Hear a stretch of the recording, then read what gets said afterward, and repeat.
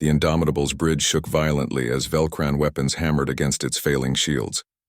Warning alarms screamed. Smoke filled the air. But Captain Doyen Lee kept his eyes locked on the target ahead. The massive form of the Eternal Dominion, Warlord Thex's flagship, shield integrity at 15%, Lieutenant Minho Bay reported through gritted teeth. "We won't survive another hit." "We don't need to survive," Doyen replied calmly. "We just need to get close enough." Around the Indomitable, the last ships of the strike force pushed forward. The Resilience, its weapons burned out, used its hull as a battering ram against a Velcran escort ship clearing the path. Captain Nari Song's last transmission was simple: for Earth. Yunji Han died at her station, never leaving her post even as the Resilience broke apart around her. She was 23 years old. Commander Hunwoo Kang's boarding team breached the hull of one of the Velcran command ships. The aliens inside fought with desperate ferocity. But the human special forces were fueled by something stronger than fear. They were fueled by rage. "Plant the charges on the reactor core," Hyunwoo ordered, gunning down 2 Velcran soldiers. "We have maybe 3 minutes before they realize what we're doing." His team moved through the alien ship like ghosts, leaving destruction in their wake. They reached the reactor room with 1 minute to spare. Hyunwoo set the timer personally. 30 seconds. "Mission accomplished," he transmitted to Admiral Kim. "See you on the other side." The explosion tore the Velcran command ship in half. Hyunwoo and his entire team died in the blast, but they took 400 enemy crew members with them, including one of Thex's senior commanders. Aboard the Eternal Dominion, Warlord Thex watched the destruction of his command ship with disbelief. These humans were supposed to be weak. They were supposed to surrender. Instead, they were throwing themselves at him with suicidal determination. "All weapons, destroy that ship," Thex roared, pointing at the approaching Indomitable. "I want it atomized." Every weapon on the Eternal Dominion turned toward Doyen's vessel. Energy beams lanced through space. The Indomitable's shields collapsed. Hull plating vaporized. Entire sections of the ship were torn away, but Doyen kept pushing forward. "Engineering reports main engines failing," Minho said, his voice tight with pain. Blood ran down his face from a head wound. "We have maybe 10 seconds of thrust left." "Then we make them count," Doyen said. Ramming speed. The Indomitable's engines roared one final time, driving the dying ship directly at the Eternal Dominion. Velcran point defense weapons tore into it, but nothing could stop its momentum now. "All hands, brace for impact," Doyen commanded. Then quietly, "It's been an honor, crew." The Indomitable struck the Eternal Dominion's bridge section at thousands of kilometers per hour. The impact was devastating. Both ships' forward sections crumpled like paper. The collision tore a massive hole in the Velcran flagship's hull, exposing dozens of decks to the vacuum of space. But Doyen wasn't finished. As the ships ground together, he triggered the Indomitable's self-destruct sequence. The human ship's reactor went critical, and a miniature sun bloomed in the heart of the Velcran flagship. When the explosion faded, the Eternal Dominion was still intact, but crippled. Its bridge was gone. Its command crew was dead, and Warlord Thex, the conqueror of 47 worlds, drifted in space, his body torn apart by the blast. The death of their warlord sent shockwaves through the Velcran fleet. Without their supreme commander, coordination began to break down immediately. Individual ship captains started making their own decisions, and those decisions often conflicted. Admiral Kim saw the chaos spreading through the enemy fleet and knew this was the moment. "All ships, full offensive. Press every advantage. Give them no time to reorganize." The human fleet surged forward with renewed ferocity. Every ship that could still fire weapons did so. Every captain that could maneuver their vessel pushed deeper into enemy territory. Pilot Jun-Ho Shin, his fighter riddled with holes and his co-pilot dead, made one final attack run. His engines were failing, his weapons were empty, but he had one trick left. He aimed his dying fighter directly at a Velcran cruiser's bridge and accelerated. "Tell my mother I love her," he transmitted, then shut off his comm system. The fighter punched through the cruiser's bridge viewport. The resulting decompression killed the entire command crew. Junio died instantly, but he took 50 enemy officers with him. Across the battlefield, similar acts of heroism played out. Ships with no weapons rammed enemy vessels. Pilots with no ammunition used their fighters as missiles. Even damaged ships that could barely move positioned themselves to block enemy fire aimed at their fellow humans. Dr. Minji Park tracked the third Velcron command ship from her observatory. It was trying to retreat, pulling back from the battle to escape. She calculated its trajectory and sent the data to every human ship in range. "Don't let it escape," she transmitted.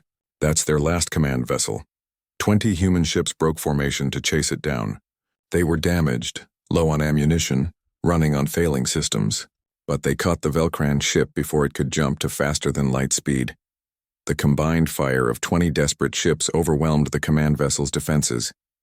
It exploded in a brilliant flash, taking the last of the Velcran senior leadership with it. Without any command ships, without any warlords, without any coordination, the Velcran fleet began to disintegrate. Some captains tried to fight on. Others attempted to surrender. Most simply fled, their ships breaking formation and scattering in every direction. "All ships pursue and destroy," Admiral Kim ordered coldly. "They came to exterminate us. We return the favor." The human fleet, bloodied but unbroken, hunted down the fleeing Velcrans throughout the solar system. Near Saturn's rings, around Jupiter's moons, through the asteroid belt. Everywhere the aliens ran, human ships followed. The battle lasted another 6 hours. When it finally ended, the space around Earth was thick with debris. Nearly 1,500 ships, human and Velcran alike, floated dead in the void. But of the 3,000 Velcran vessels that had entered the solar system, fewer than 400 escaped. Humanity had won. On Earth, billions of people watched their screens in stunned silence. Then the celebrations began. Cities erupted in cheers. Strangers embraced in the streets. Children who had hidden in bunkers emerged to see the sun still shining. Admiral Taiyang Kim stood in his command center, watching the casualty report scroll across his screen. So many names, so many brave people who would never go home. Captain Doyen Lee, Commander Hyunwoo Kang, Pilot Junho Shin, Captain Nari Song, Yoonji Han. Thousands more. "Sir," an officer approached quietly. "We've captured a Velcran admiral alive. He's requesting to speak with you." Kim nodded and walked to the detention area. The Velcran admiral was massive, easily 3 meters tall, but he cowered in his cell like a frightened child. "I don't understand," the alien whispered in broken human language. "We conquered 47 worlds." 47. "None resisted like you did. Why? Why did you fight so hard?"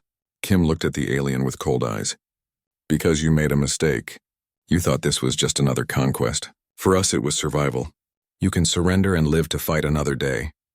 We had nowhere to run. This is our home, and humans will die before we let anyone take our home from us." The Velcron admiral shuddered and said nothing more. Engineer Sora Nam worked with her team to access the captured Velcron ship's navigation systems. What they found was both fascinating and terrifying. Maps showing the location of the Velcran homeworld and dozens of conquered systems. "We have their routes," Sora reported to Admiral Kim. "We know where they came from.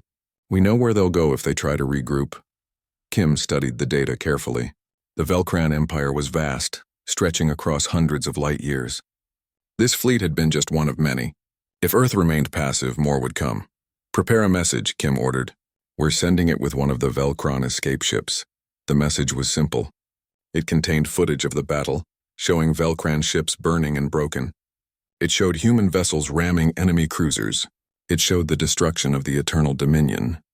And at the end, a simple text appeared. "Earth is not for conquest. We do not surrender. We do not flee. Send more fleets if you wish. We will destroy them all. This is our home and we will defend it to our last breath. Tell your empire. Tell every species you have conquered. Tell the galaxy, humanity is not prey." The Velcran ship was released, carrying the message back to the Dominion's territories. Kim knew what would happen next. Either the Velcrans would seek revenge or they would leave Earth alone. Either way, humanity needed to be ready. "Begin construction of new warships," Kim ordered. "Military-grade vessels, not converted civilian ships. I want weapons development accelerated. I want defensive platforms around Earth, Mars, and all our colonies. We won this battle, but the war is just beginning." Dr. Minji Park approached him with new data. "Admiral, I've been monitoring long-range communications. Other species are talking about what happened here." "Word is spreading. Let it spread," Kim replied. "Let the galaxy know that Earth stands strong." In the days that followed, memorials were held for the fallen. Names were carved into monuments. Stories were told and retold. Captain Doyen Lee's sacrifice. Commander Hyunwoo Kang's bravery. The retreat didn't last long. Warlord Thex rallied his scattered fleet near Jupiter's orbit, rage burning in his heart. He had lost nearly 400 ships. 400 against primitives who barely knew how to navigate their own solar system.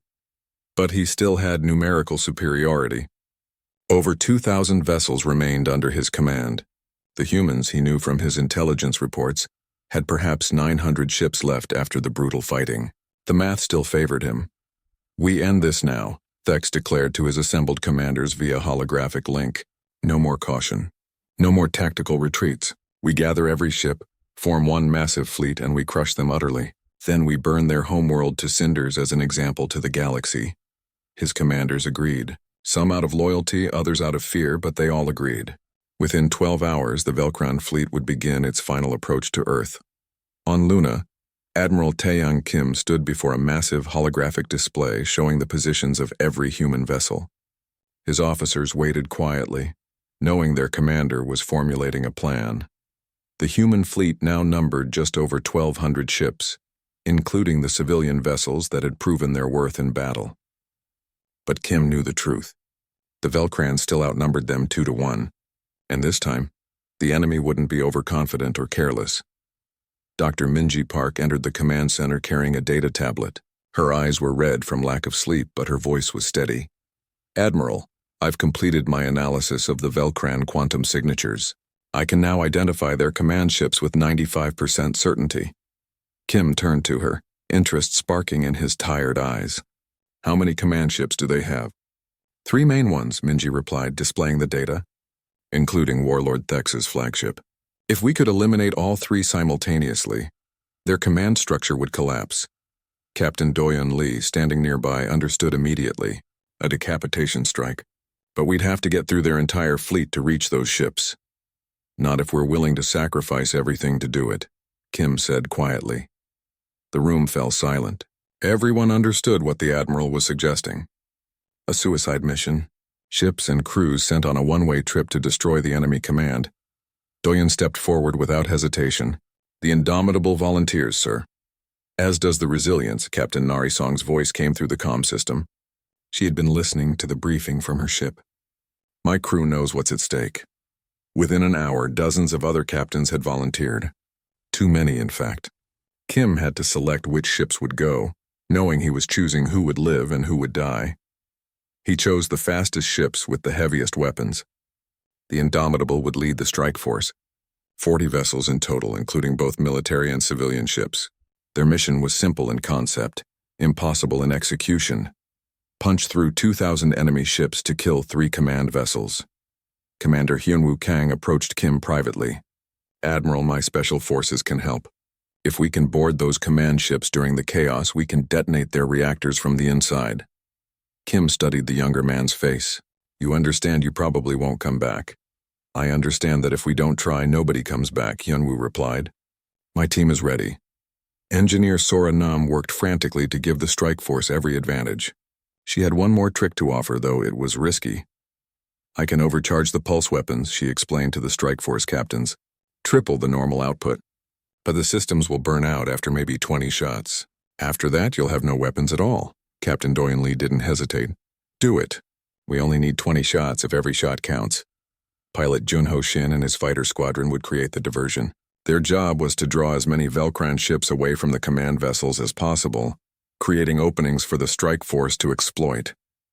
"We'll be the bait," Junho told his pilots grimly. "The shiniest target in the sky. They'll chase us, and while they do, our people will go for the kill."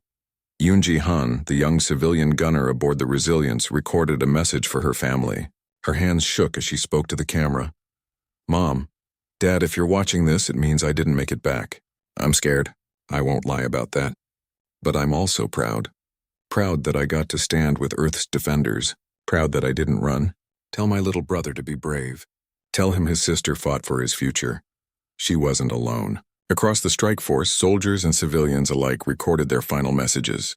Some cried. Others smiled. All of them understood the cost of what they were about to do. Admiral Kim addressed the entire fleet one last time before the battle. His voice carried to every ship, every station, every colony in human space. Tomorrow the enemy will come at us with everything they have. They think they can break us through sheer weight of numbers. They're wrong. We've already shown them that humans don't break. We bend, we adapt, and we strike back harder than they can imagine. He paused, letting his words sink in. To those who volunteered for the strike force, I thank you. History will remember your names. Your sacrifice will not be forgotten. To everyone else, your job is simple. Hold the line. Whatever happens, wherever the battle takes you, hold the line, because behind us is Earth. Behind us is everything we love, everything we've built, everything we are, and we do not let them pass. The fleet responded with a roar that echoed through the void. Ship horns blared. Crews cheered. For a moment, fear was forgotten. There was only determination. The Velcran fleet began its approach 36 hours later. They came in a massive wall formation, thousands of ships moving as one. It was designed to intimidate, to crush morale before the first shot was fired. Instead, the human fleet met them head-on. Pilot Junho Shin led the opening move. His fighter squadron streaked toward the Velcran formation at maximum speed, weapons blazing. They targeted the forward scout ships, destroying a dozen in the opening seconds. That's right, Junho muttered as Velcran ships began breaking formation to chase him. Come get us. Follow us away from your commanders. His squadron led a quarter of the Velcran fleet on a wild chase through the asteroid field, dodging and weaving, making the enemy waste ammunition and time. The main human fleet engaged the Velcran center. Ships collided, weapons fired, shields collapsed. The battle was chaos incarnate, exactly as Admiral Kim had planned. In the midst of the chaos, Captain Doyen Lee led the strike force forward. The Indomitable's engines burned at maximum power, driving the ship deep into enemy territory. The other 39 vessels of the strike force followed in a tight wedge formation. All weapons overcharge mode, Doyen commanded. Make every shot perfect. Velcran ships moved to intercept, but the overcharged weapons tore through them like paper. Each pulse was 3 times more powerful than normal, overwhelming shields instantly. The strike force carved a path of destruction through the enemy fleet. But the cost was terrible. One by one, strike force ships were destroyed by concentrated fire. The Victory's Dream exploded, protecting the Indomitable's flank. The Courage's Light rammed a Velcran cruiser to clear the path. The Spirit of Mars lost all power but continued drifting forward, its crew firing manual weapons until the ship was destroyed. Captain Nari Song piloted the Resilience with desperate skill, dodging fire that should have killed her ship a dozen times over. Hyunji Han's overcharged weapons claimed 5 Velcran ships before burning out. Weapons offline, Yunji reported, her voice steady despite the fear. We're defenseless. Then we'll be a shield for the others, Nari replied. Helm, position us between the Indomitable and that cruiser. If they want to hit our people, they go through us first. Commander Hyunwoo Kang's boarding teams launched from their stealth ships, magnetic grapples pulling them toward the Velcran command vessels. Half his people died before they even reached the hulls. The others pressed on. Dr. Minji Park, watching from Luna, saw the strike force's numbers dwindle on her display. Tears streamed down her face as each friendly marker disappeared, but she kept working. Kept feeding tactical data to the fleet. Lieutenant Minho Bai aboard the Indomitable counted down the distance to Warlord Thex's flagship. 3,000 meters. 2,000. 1,000. All remaining strike force vessels, Captain Doyen Lee broadcast. Final approach. It's been an honor serving with you all. The surviving ships of the strike force, now numbering only 12, accelerated toward the 3 Velcran command vessels. Their overcharged weapons had 1 more shot left. They would make it count. The void of space lit up with the fires of war as humanity's bravest charged into the heart of the enemy fleet. News of the successful ambush spread through the human fleet like wildfire. For the first time since the invasion began, people felt something other than fear. They felt hope. Engineer Sora Nam watched the battle recordings from her workshop with fierce satisfaction. Her pulse weapons worked. The theory had become reality. Velcran shields could be broken.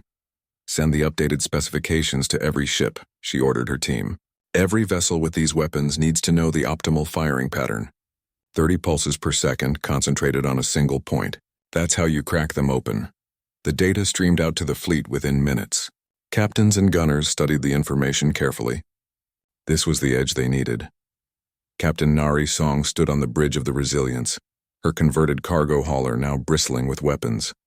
Around her, a crew of civilians worked their stations with surprising efficiency. Hyunji Han sat at the weapons console, her young face set with determination. "Captain, we're receiving new tactical data," Yunji reported. "Instructions for the pulse weapons." Nari read through the specifications quickly. "Understood. All weapons crews, practice the firing pattern. We need to be perfect when the time comes." In the asteroid belt, the Velcran scouts that survived the ambush retreated to their main fleet. They brought back troubling reports. The humans had new weapons. Their shields were being penetrated. The easy victory they had expected was becoming complicated. Warlord Thex listened to the reports with growing anger. His massive form towered over his subordinates, his forearms gesturing violently as he spoke. "Impossible," he snarled. "These primitives had no such weapons in the first battle. Where did they acquire this technology?" "They built it, Warlord," his chief science officer reported nervously. "Our analysis shows they adapted their industrial mining equipment into military weapons." In less than 2 days, Thex went silent. In his long military career, he had never encountered a species that could adapt so quickly. The humans were proving to be far more dangerous than their primitive technology suggested. "Accelerate the attack," he finally ordered. "We crush them before they can adapt further." The Velcran fleet moved faster now, abandoning their cautious approach. They wanted to end this quickly, before the humans could spring any more surprises. Admiral Taeyang Kim watched the enemy acceleration from his command center. Good. Angry enemies made mistakes. Rushed enemies made even more. "All civilian vessels fall back to secondary positions," he ordered. "Military ships prepare for initial contact. Remember your training. Hit them fast and hard, then withdraw. Make them chase you into the killing fields." The Velcran fleet smashed into the human defensive line like a hammer. The first exchange was brutal. Energy beams cut through space, shields flared and failed, and ships on both sides exploded into debris. But the humans had learned from the previous battle. They didn't try to match the Velcran's firepower. Instead, they used their superior maneuverability to strike and retreat, always staying mobile, never presenting a stationary target. Pilot Junho Shin led his fighter squadron in a daring attack run directly through the center of the Velcran formation. His small, fast ships were almost impossible for the larger Velcran vessels to track. "Now," Junho shouted, and his squadron unleashed their pulse weapons at point-blank range. 2 Velcran cruisers exploded. A third lost its engines and began spinning out of control. Junho's squadron broke away, dodging return fire with practiced ease. "That's 3 for us." Junho's wingman cheered over the comm. "These new weapons are beautiful." But the victory came at a cost. 2 of Junho's fighters were caught by Velcran beam weapons and disintegrated instantly. Unyo gritted his teeth.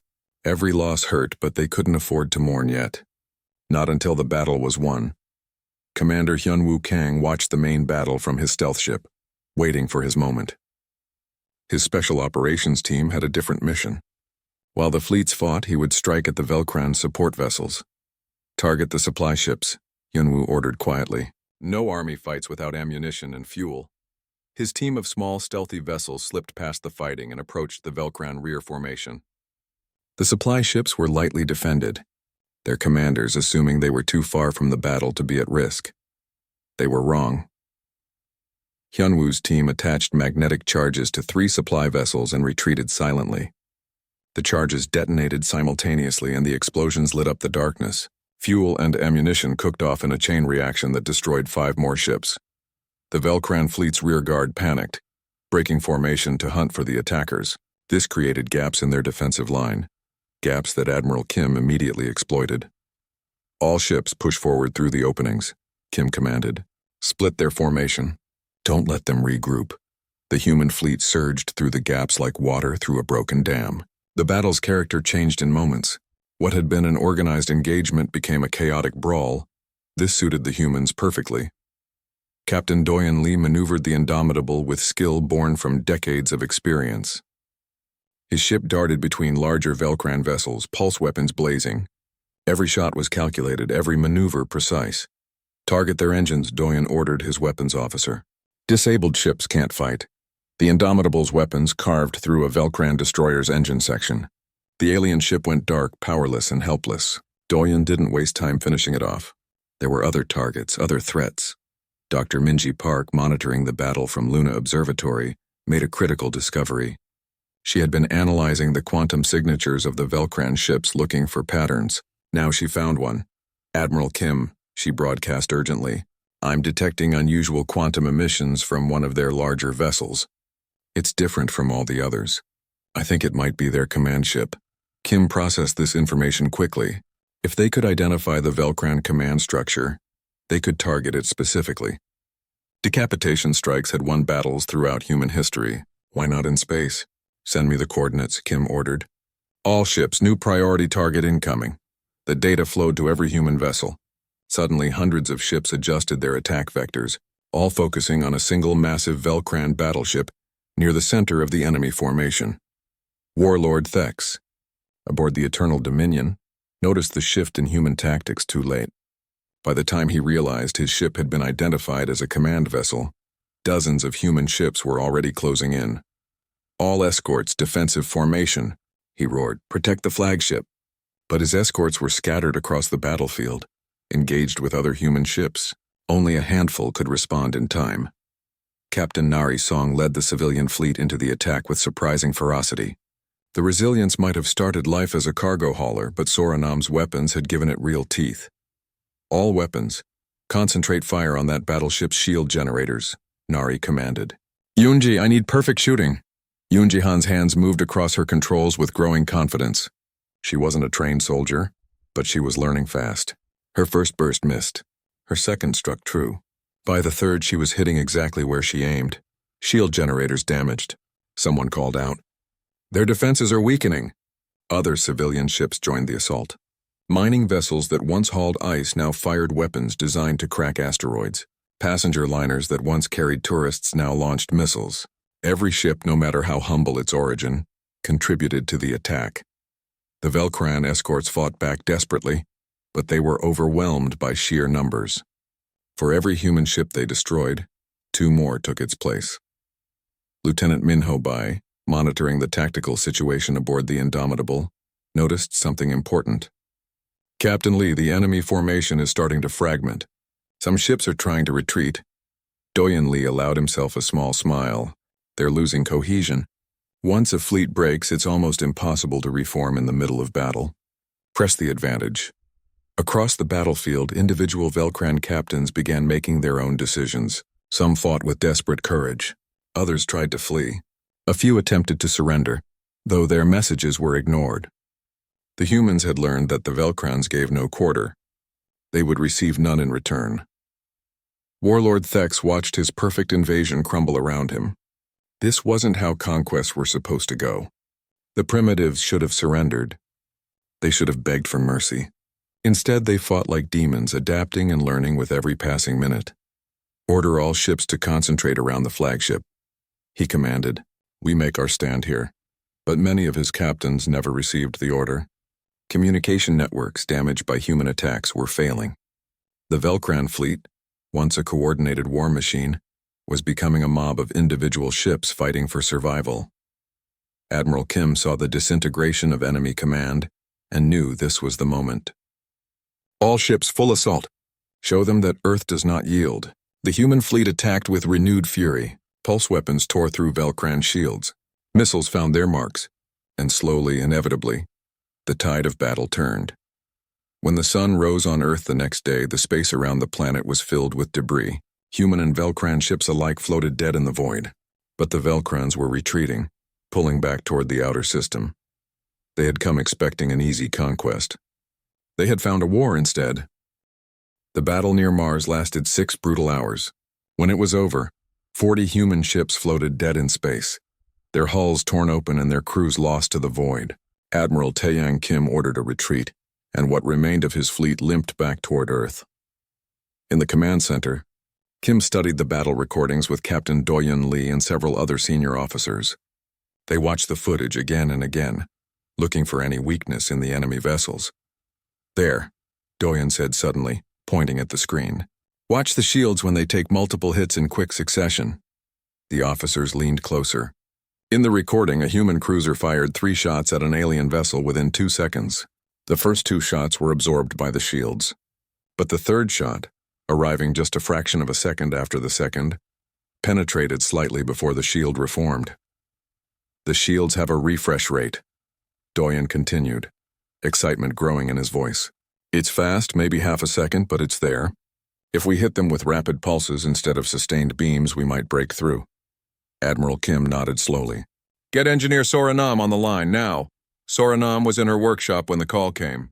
She was a brilliant engineer who had designed most of Earth's mining laser systems. When Kim explained what they needed, she went silent for a long moment. You want me to turn mining equipment into military weapons, she said finally. Can you do it? Kim asked.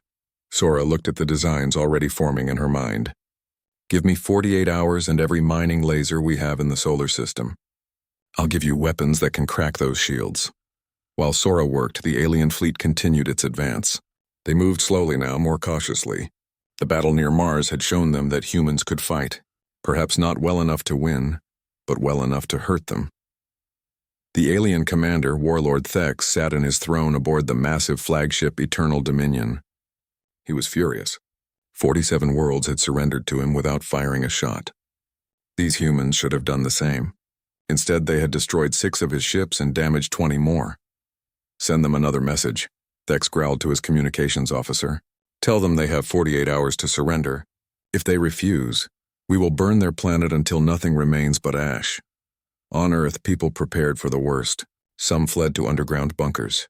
Others refused to hide, choosing to spend their final hours with loved ones. But many, inspired by the fleet's resistance, volunteered to help in any way they could.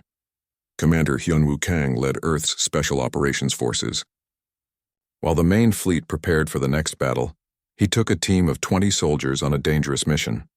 They used small, fast ships to approach damaged alien vessels that had been left behind after the Mars battle. Remember, Hyunwoo whispered to his team as they approached one of the drifting alien ships. We need information, technology, anything that helps us understand how they think. The boarding was violent and quick. The aliens inside the damaged ship fought fiercely, but they were injured and outnumbered. Hyunwoo's team secured the vessel and began downloading everything they could from its computers. What they found was disturbing. The aliens, who called themselves the Velkrans, had conquered 47 different species. Every single one had surrendered after the first battle. The Velkrans didn't expect real resistance. They didn't plan for it. Their entire military doctrine was based on overwhelming shows of force followed by quick surrender. They're bullies, Hyunwoo said with a cold smile. They've never been punched back before. He sent the data to Admiral Kim immediately. Meanwhile, Engineer Soranam worked without sleep. She and her team stripped mining lasers from asteroids, cargo ships, and colony installations. They modified the focusing arrays, increased the capacitors, and most importantly, added rapid pulse systems that could fire 30 times per second. The mining lasers were designed to cut through solid rock, Sora explained to her exhausted team. If we pulse them fast enough, we can overwhelm the Velkran shields before they refresh. In theory, asked one of her assistants nervously. Sora grinned. That's why it's called experimental weapons development. We'll find out if it works when we shoot aliens with it. As the deadline approached, Admiral Kim made a bold decision. He sent out a call to every civilian ship in the solar system. Cargo haulers, transport vessels, mining ships, even luxury cruise liners. We need every ship that can fly, his message declared. We'll arm you with everything we have. I won't lie to you. Many of us will die. But if we don't fight, all of us will die. The choice is yours. Captain Nari Song was hauling ore from the asteroid belt when she received the message. She was a civilian through and through, never trained for combat. But she thought about her daughter on Earth, only 8 years old. What kind of mother would she be if she ran away now? Change course, Nari told her crew. We're heading to the retrofit station. Hundreds of other civilian captains made the same choice. Within 30 hours, the retrofit stations were overwhelmed with volunteers.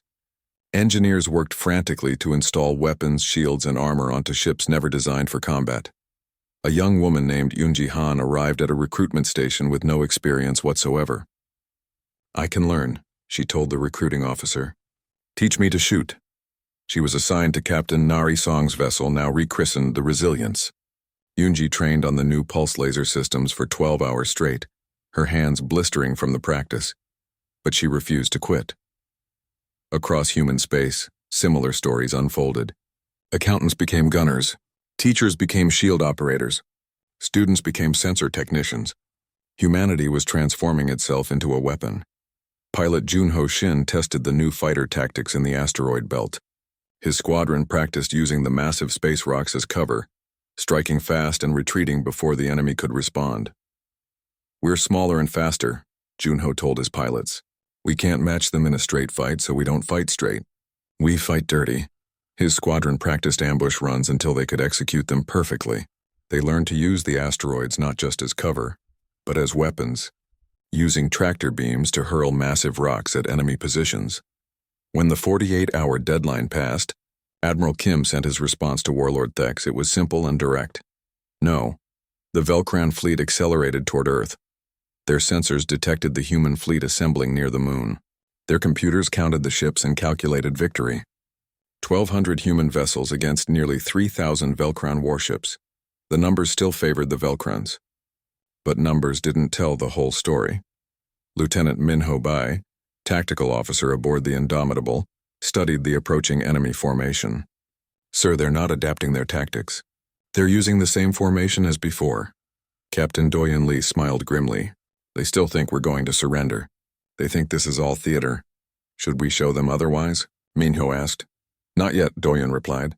"Let them get closer. Let them think they've already won." Dr. Minji Park, working from Luna Observatory, sent constant updates to the fleet. She had hacked into the Velcran communication frequencies and was starting to decode their language. "Admiral," she reported, "I'm picking up chatter from their fleet. They're laughing. They think this is amusing." Admiral Kim's expression darkened. "They won't be laughing for long." The Velcran advanced scouts entered the asteroid belt first, moving in a tight formation designed to intimidate. They expected the human ships to scatter or retreat. Instead, Pilot Junho Shin and his fighter squadron dropped from hiding positions above the asteroids and unleashed the new pulse weapons. The effect was immediate and devastating. Their rapid pulses overwhelmed the Velcran shields in seconds. 3 alien scouts exploded before they could even return fire. The others scattered in confusion. "All units, this is Admiral Kim." The Admiral's voice rang across every human ship. "The enemy bleeds. Now show them that Earth has teeth." The human fleet surged forward. Dr. Minji Park stared at her screen with growing horror. The numbers made no sense. They couldn't be real.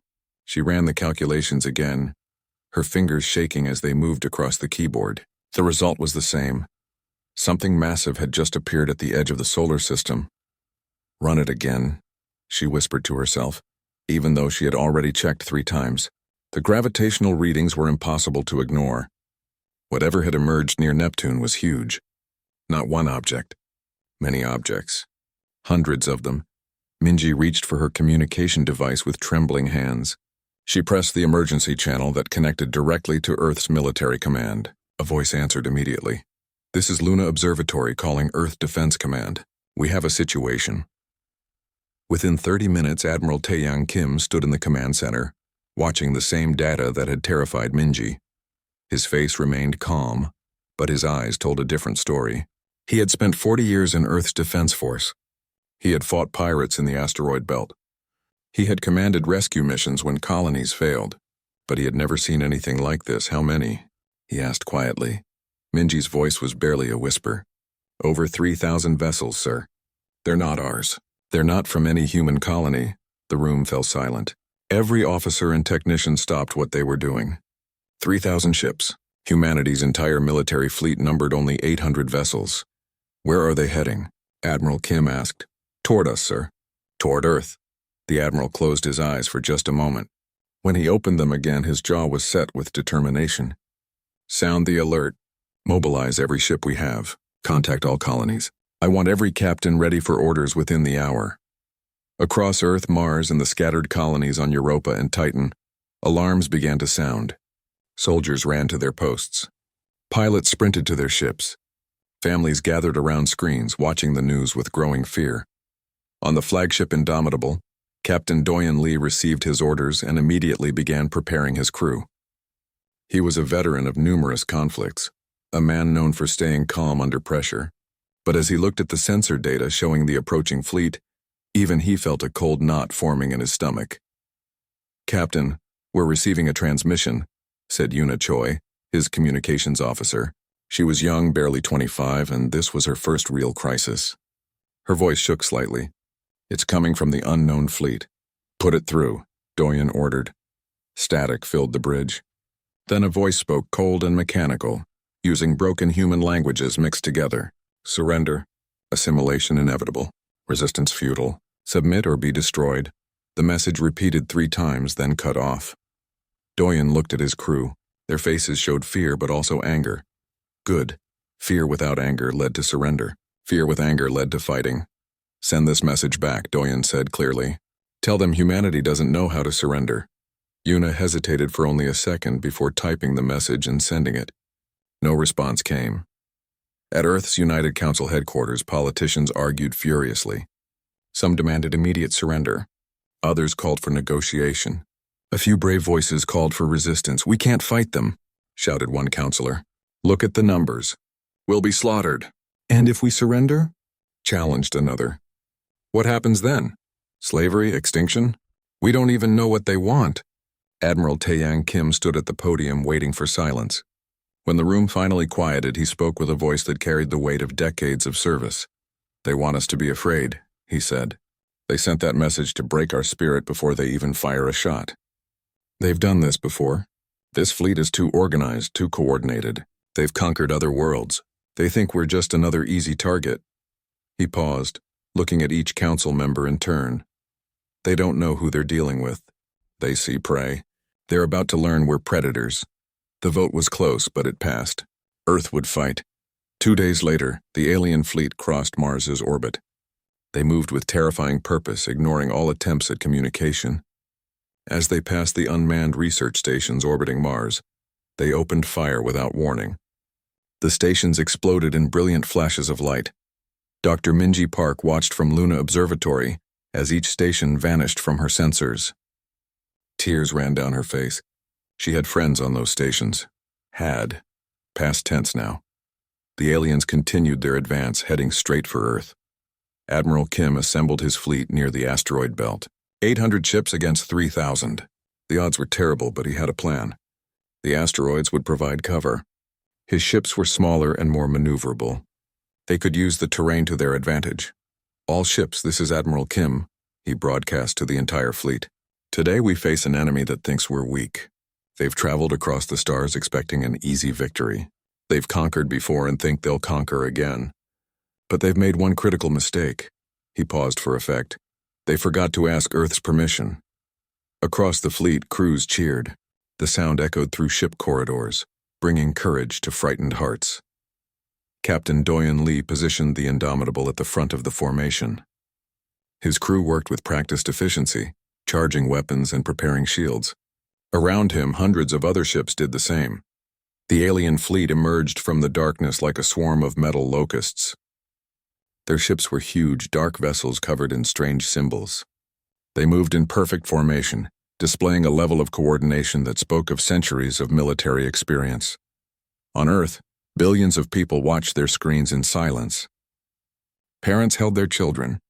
Lovers held hands. Everyone waited to see if humanity would survive the next few hours. The alien fleet slowed as it approached the asteroid belt. For the first time, they seemed cautious. Perhaps they recognized the tactical disadvantage of the terrain. Perhaps they were finally treating humans as a real threat. Admiral Kim watched his tactical display with intense focus. The enemy formation was changing, spreading out to minimize the advantage of the asteroids. They were adapting. Good. That meant they were thinking. Thinking enemies made mistakes, all ships, he commanded. Weapons free. Show them what Earth is made of. 800 human ships surged forward from their hiding positions among the asteroids. Weapons blazed across the darkness. The battle for Earth had begun. The first salvo struck the alien shields and dissipated harmlessly. The enemy returned fire, and 3 human destroyers exploded instantly. On the Indomitable's bridge, Yuna Choi gasped in horror as she watched the death markers appear on her screen. This was war, and Earth was fighting for its very survival. Admiral Kim's face remained calm, but his hands gripped the armrests of his command chair with white-knuckled intensity. The enemy shields were stronger than expected. The enemy weapons were more powerful than anticipated. But humanity had one advantage the aliens didn't expect. Humanity knew how to adapt, how to learn, how to survive against impossible odds. All ships, evasive pattern Delta, Kim ordered. Draw them into the asteroid field. Make them fight on our terms. The battle raged on, lighting up the darkness of space with the fires of war.